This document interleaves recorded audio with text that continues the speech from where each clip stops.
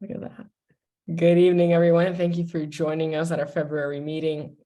Lucia, who is our programs coordinator, who planned this meeting, she's actually joining us live from Spain, and it's like 12 a.m. there. So I'm gonna let Lucia do some introductions at the start, so that if she does have to hop on a little bit later, she gets to say something. So Lucia, please go Okay, ahead. so over here it's good night, but to everyone else, good afternoon, good evening.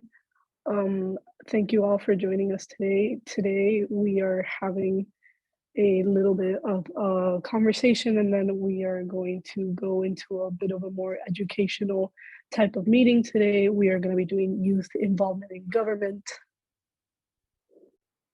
The agenda for today is that we're first going to talk with our special guest, Josh Rios. We're going to get to ask him questions. We're going to get to see what he's done, how he's done it, and how he's been active with the Miami-Dade County, was it student?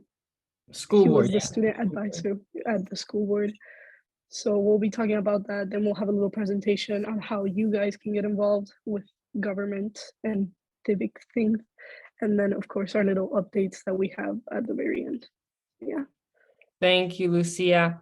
So I want to introduce Josh, a good friend of mine, joining us from Gainesville. He's currently in the Master for Business Administration. Is that correct? Business management, but it was like the same. Okay, Master in Business Management at the University of Florida, and he served as the student advisor to the Miami-Dade County Public School Board a few years back when he was in high school. Very involved, and we're just gonna have quick chat. Today's meeting shouldn't be too long. But yeah, it was Josh is such an inspiration, and he's done a lot in his community. So we're very glad to have him here today, and hopefully you guys can ask him a few questions, and I'm gonna ask him a few questions just to have some conversation and to get to know a little bit more about him, and so you guys could get to hear about his experience. So thank you for joining us, Josh.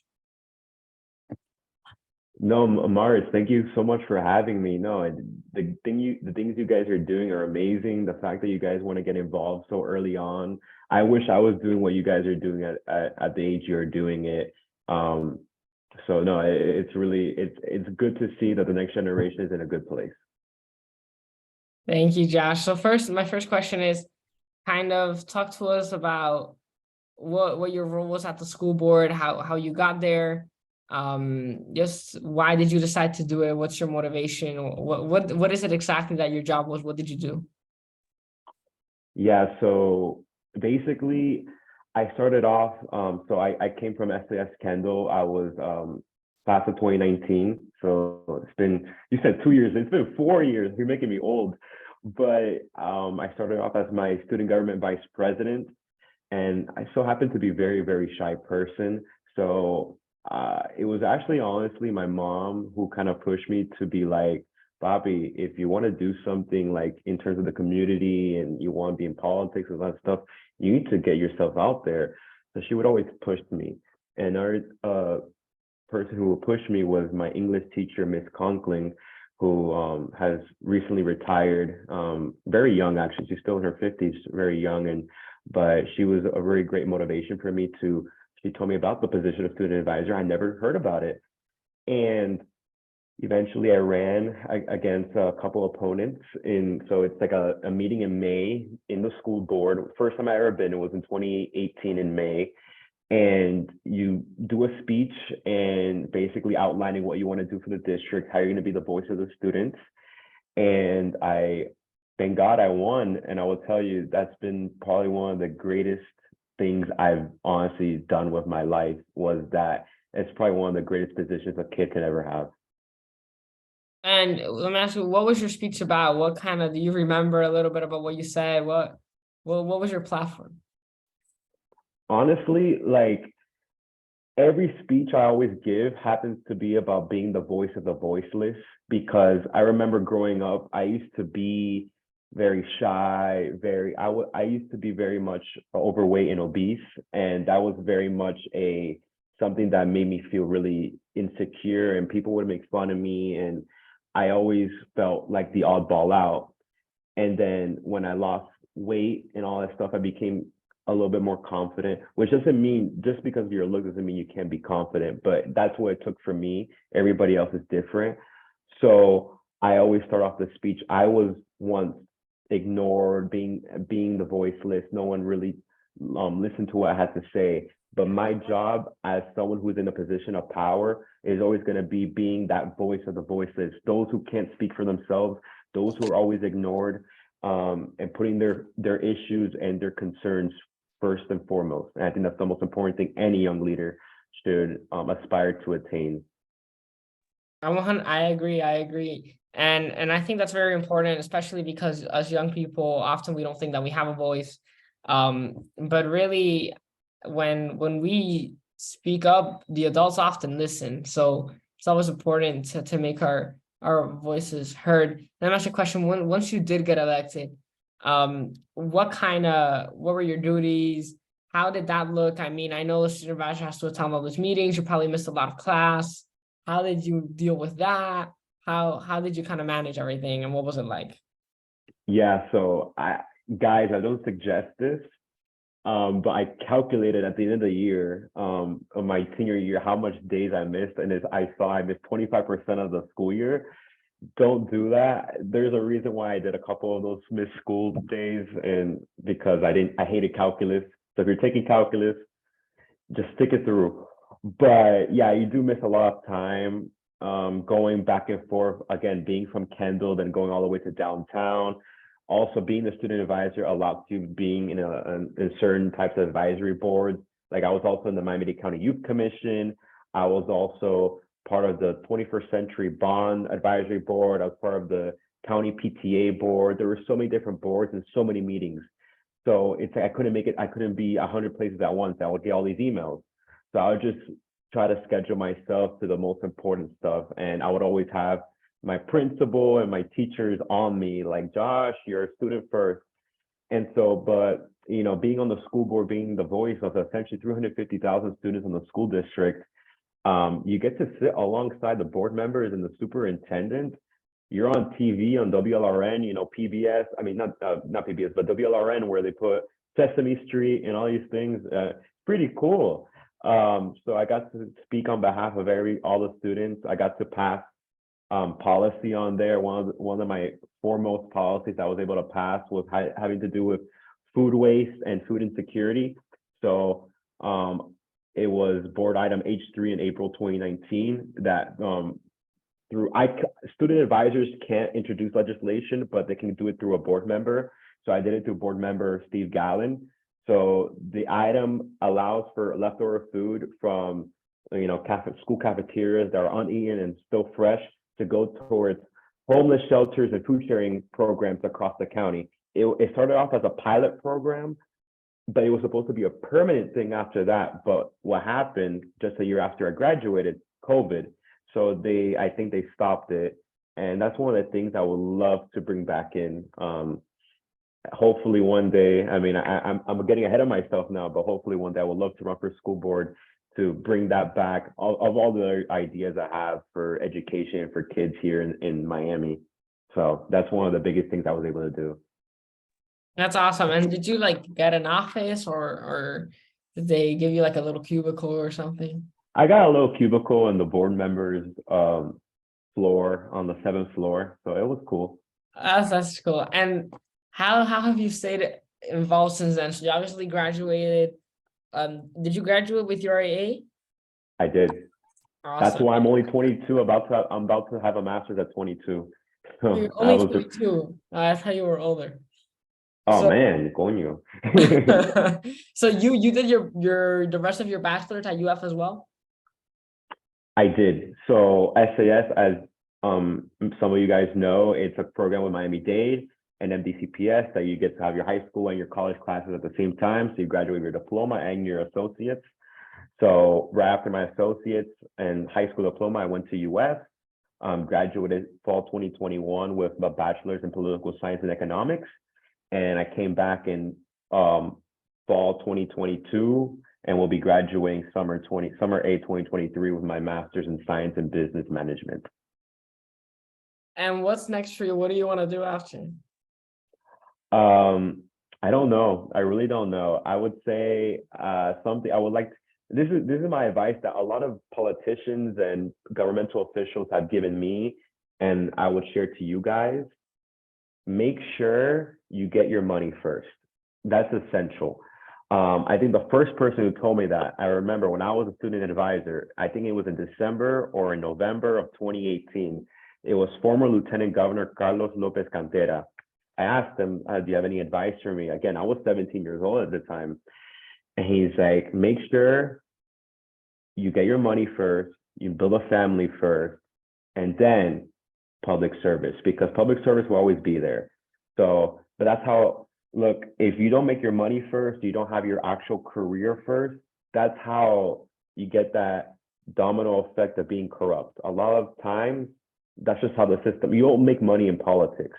That's why it's essential for you to make money now, so you don't have to depend on catering to these special interests and being this puppet. You don't want to do that. So that's one of the biggest advices I can give to you guys. If you want to pursue politics, pursue public service, it's always going to be there, but make sure you make your money first, have your career, have your family, because I think that's the most important thing you can do. So it's not selfish. Think about yourself, then you're able to think about others. And I think you had mentioned as well how I've stayed involved.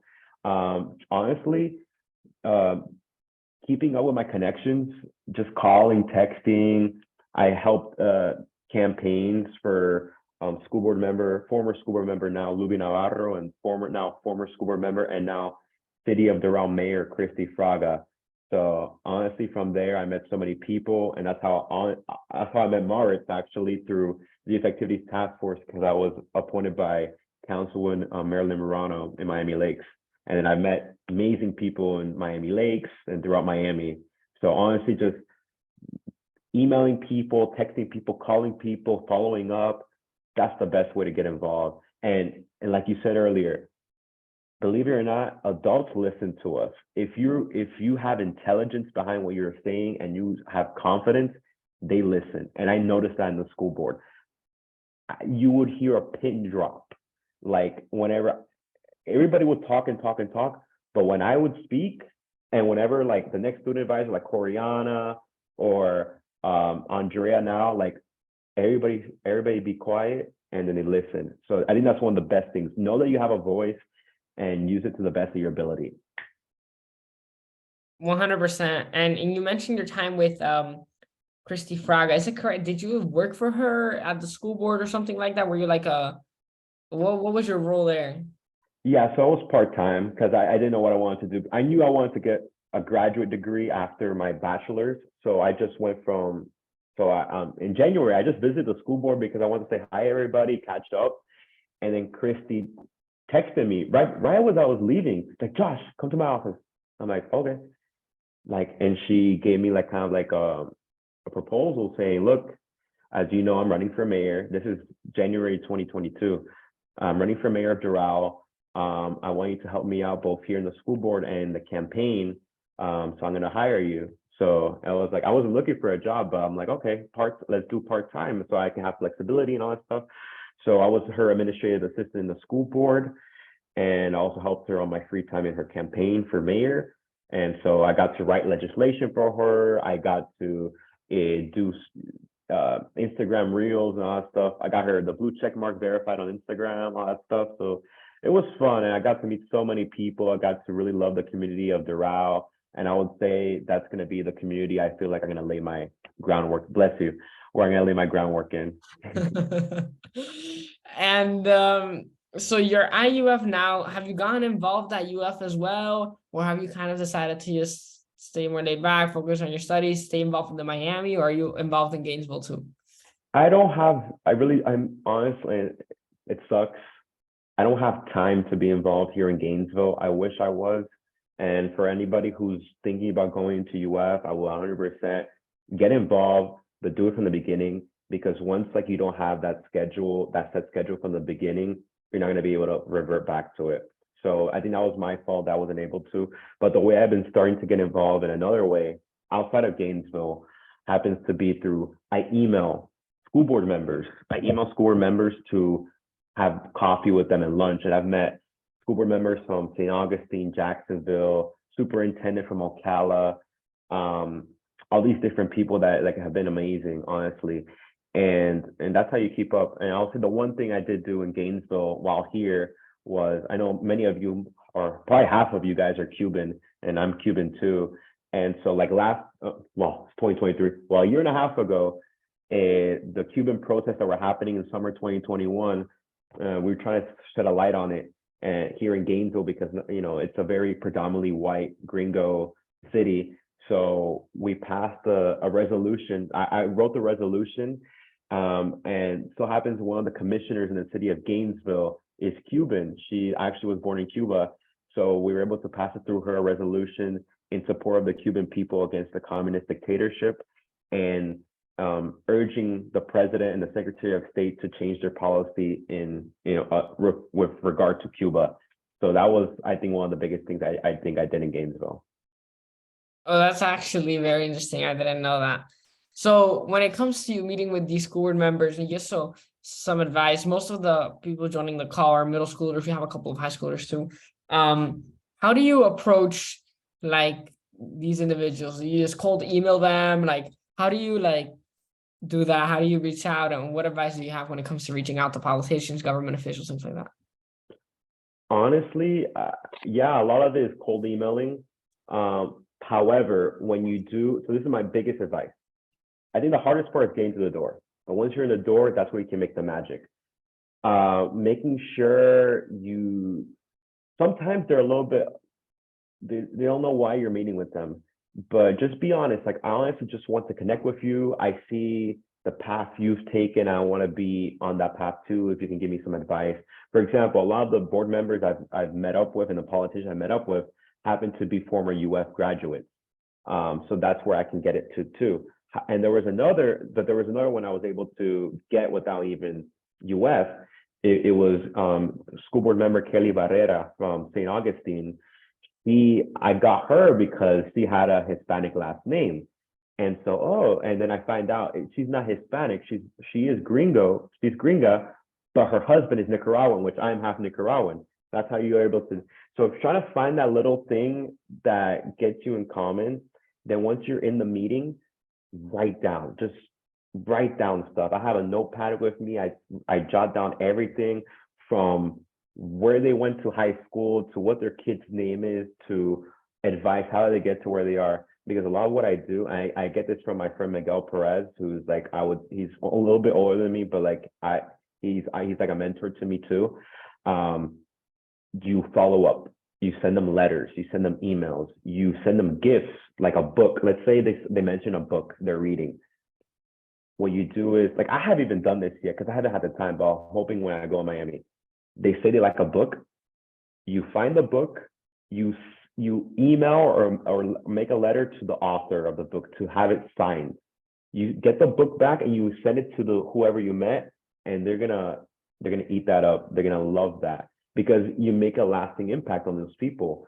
So actually, I just texted today a school board member from Palm Beach County, Erica Whitfield, who I saw that she did something with a CPR training for middle schoolers, which is something actually when I was an assistant to Christy Fraga, the former board member, we did stuff with heart screening. So it's good to know about CPR, AEDs, and all that stuff. So yeah, I would say when you meet, follow up, write notes, present yourself in a way that like shows both your maturity, but your youth, your energy, but your professionalism. And I think there's a great dynamic with those two. Don't be too much of either one. So that's my advice. I 100% agree with that. And now that you mentioned connecting with school boards from all over, wanted to share with you an initiative that we're doing with our organization, which is, so obviously, and this is going to hit very close to home to you, so you may even want to get involved as we go through this process, but the student advisor position is one that I think is very important. You probably agree. It's important to have someone up there represent, have the voice, but of the 67 counties in Florida, very little have a student advisor. So we're actually working on an initiative to reach out to board members in every single county in Florida to meet with them and propose legislation in every single school board to create a student advisor position. So just wanted to share that with you.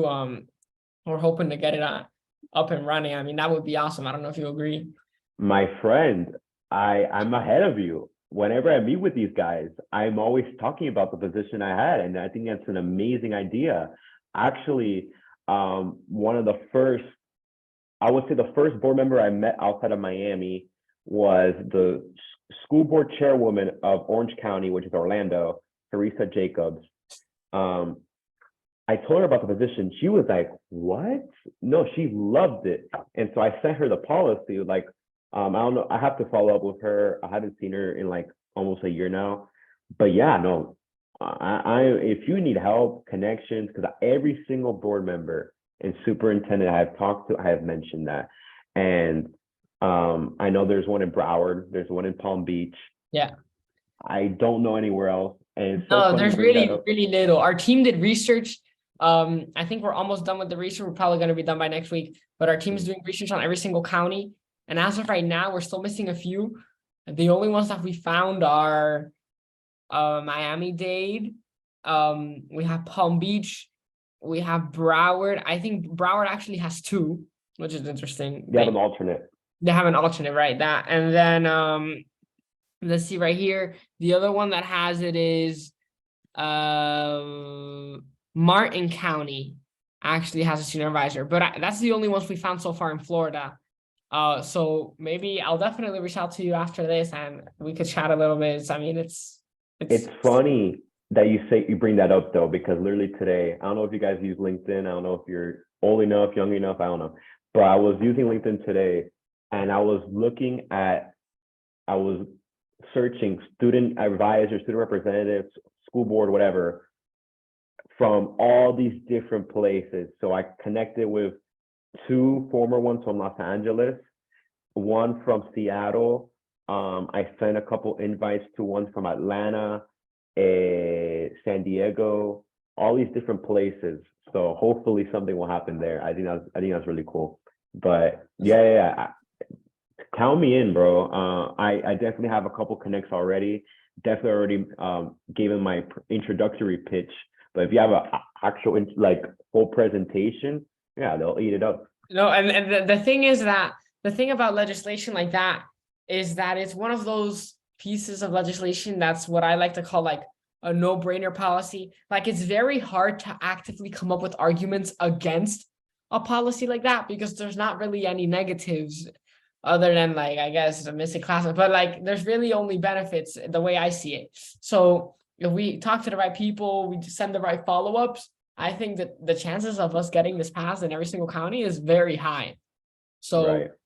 definitely, that's funny. Things have always kind of interconnect, but and just a heads up though, a lot of counties, I would say the majority of counties and the majority of school districts just across the country and even Florida are not like Miami's. Miami-Dade, the school board members can propose legislation. A lot of other school districts, they can't.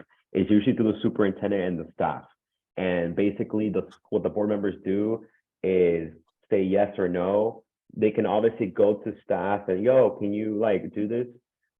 But they have no obligation to. Like the only they're kind of forced to out of security of their job because they do have the ability to fire them. But other than that, the superintendent can be like, yeah, that sounds good. And they forget about it. So just letting you know, it's not only you're talking to the school board member, you're talking to the superintendent and their staff. One of the people I met during my winter break, I met with the chief of staff of the superintendent of Palm Beach, really nice guy, Jay Bogus, and the chief equity officer, I forgot his name, but he was amazing too. So talking about like, what it takes. And one of the last things, one of the legendary school board members who has a school name after him and everything, you guys know the school, Braddock. He was the one who actually introduced the student advisor position back in the 80s.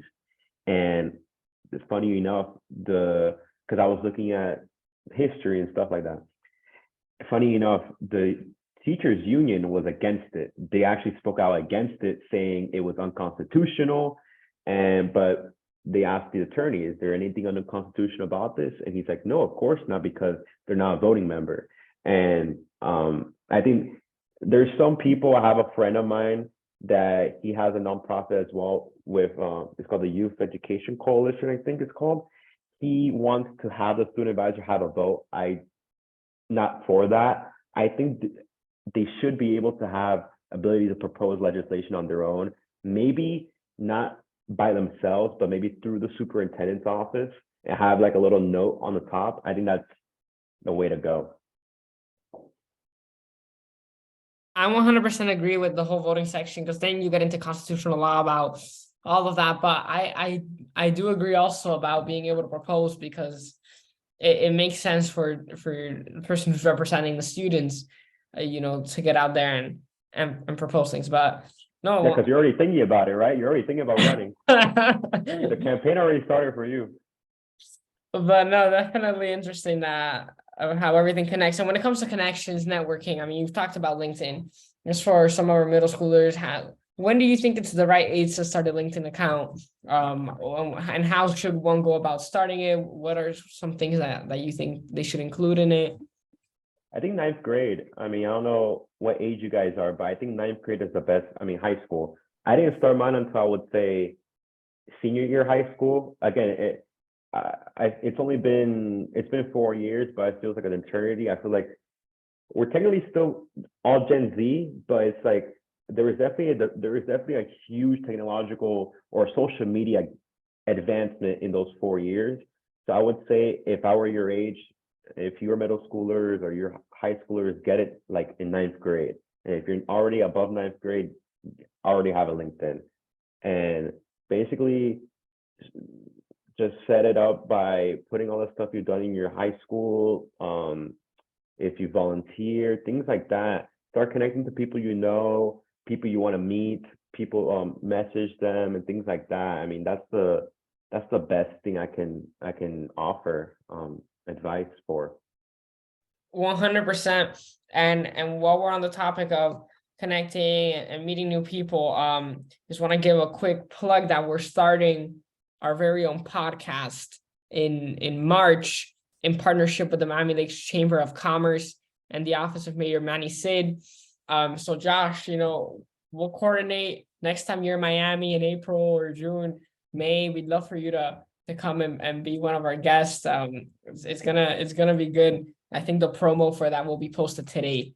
So oh wow, that's awesome, bro. You guys are hitting out of the park. You're doing.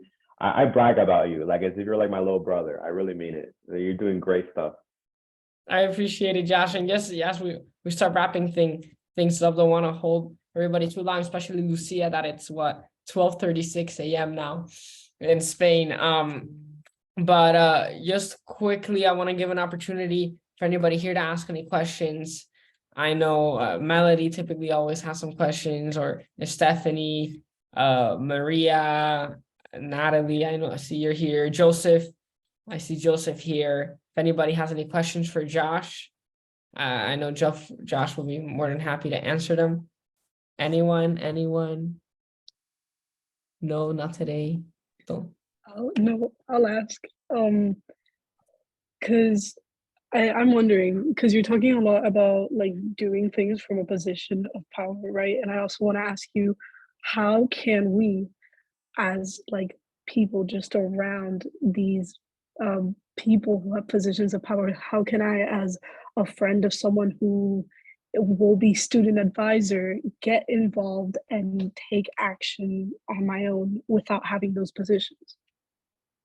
No, that's a great question. I think the most important thing is influence. I think more than anything, you don't have to have a title or a position in order to wield a certain type of power. Like for example, when we did the whole thing with the Cuba resolution here in Gainesville, I don't have the power. However, what I did have was a message and a passion. And through that, I was able to influence somebody. And that's basically your own brand of kind of like lobbying, to put it plainly. So learn how to invest in relationships. I would say that, because you never know who right next to you in the classroom is going to be the next president of the United States, or it's going to be something. It doesn't have to be you. You don't have to run for politics or anything. But if you do want to make a difference, I think it's so important to having those relationships with people that they are able to answer the phone, and like you see something you don't like, they're able to answer the phone and they're able to do something about it. I think that's the most important thing. So having influence, I think, is even greater than having the power, because you can have the power and not do anything. I know so many politicians that they're just there to collect a check and to put it on the resume that they're a politician, and that's it. Las postalitas. That's yes. You guys are gonna know this word. It's postalita. If you guys have heard nothing here today, let the one thing you heard is postalita. Postalita means a politician who does nothing but actually do everything. Those are the type of people who, kiss the babies and post on Instagram and all that stuff and don't do anything. That's a postalita. I hope you guys know that word. So Josh and I having some memories. We talked about that a few months ago, back when he was still in the youth activities. But yeah, so good input, Josh. Anyone else? Any other questions? Going once, twice. Okay. Anybody else? I don't bite. I would love to answer your questions, but if you don't, I understand. Angie, you have a question, Angie? Actually, I do. Okay, go ahead, Angie. Actually, I do. Now that you put me here, I'm doing my SAT studying. Wait, where Josh. are you? A junior? I'm a senior. Oh wow! Wait, you're doing the SAT now? There's a March 1st one, and Bright Futures is real. Yeah. That's what someone needs. Let me tell you, Bright Future saved me. I love that. But no, yeah, my question will definitely be, you talked about trying to stay involved, especially how difficult it is when you get into college and stuff. I really want to know, after all your experiences as student advisor and being able to just get to do so many things up until now, what are you looking towards doing for the long term? Like people talk about, this is like, you had this, you've been doing all this stuff, you've been doing all these activities, but like, what's the end goal? My end goal, honestly, you have to bring it back to the beginning. And that's, my parents came into this country with nothing in their pockets, without anything to show for, coming from two communist dictatorships, from Cuba and Nicaragua. And Miami was the home that they gave them a helping hand. They were able to build something. They were able to show that the American dream is alive and well. So because of that, my greatest goal in life is to give back to the community that gave to my parents, and to show that the American dream is still alive and well, and to do as much as I can to better not only the community, not only the state of Florida, but maybe ultimately the world. So I would say one of the greatest things I would love to do has to do with education, because, we're supposed to be, I believe, honestly, as someone who was born to immigrants and who was born in this country, the United States is the greatest country in the world. However, why are we lacking so far behind with education? Why are we lacking so far behind in making sure like our most needy are being taken care of? So it all starts with education. So if we can be one of the greatest countries in the world, we start with the education system. So that's why it holds so dearly to me. So I would say, maybe start off in the next couple of years. I would love to run for school board. I think I have, enough knowledge and connections to do so one day. A lot of people in politics know that's what I want to do eventually, at least short term. Then eventually I would love to go to the state. So everything has to do with education for me. So whatever I can get done locally, do on the school board. What I can get done in the state, do in the state, and then ultimately federally, maybe run for Congress one day. I don't think I'll ever run for president. I'm like someone who's like, oh, we're gonna run for president one day. I still have like, my abuela's like amigas, like, oh, va a ser presidente, like, sí. But it's I'm realistic. But yeah, no, it's, I would say, always having the next generation in the heart and understanding that we are nothing without our parents, and I would not be anything without my parents and my family. Very, very touching, and I definitely know where you're coming from, where your abuela's amiga. I get told that all the time, and I wasn't even born here. So yeah, no, if I run, I will have competition. Thank God. And let me ask you a question, just as we're about to wrap up. You mentioned state policy on education and how you're passionate about education.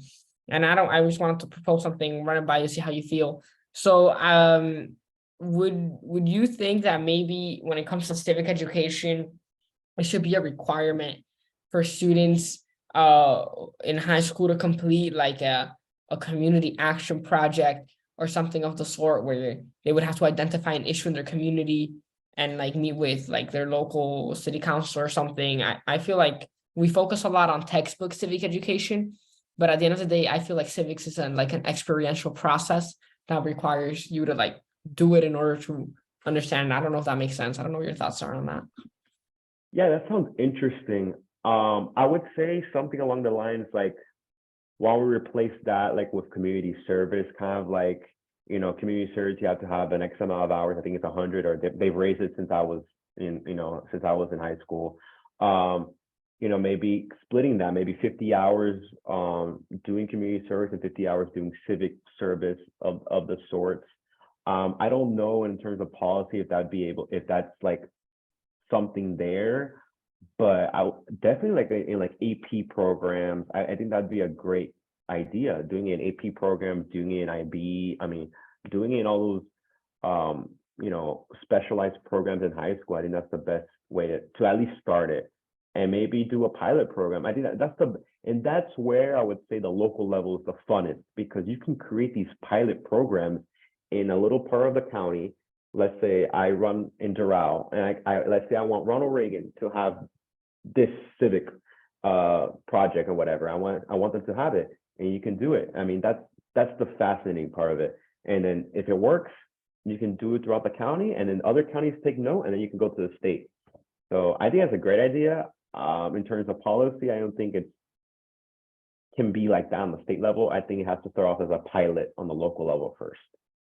And I agree, and there's some states that have implemented it. They call them CAPs, community action projects. But something that I wanted to mention, because you mentioned that a lot of people don't know, and maybe this is going to come as a shocker to you, but you mentioned the requirement being 100 hours.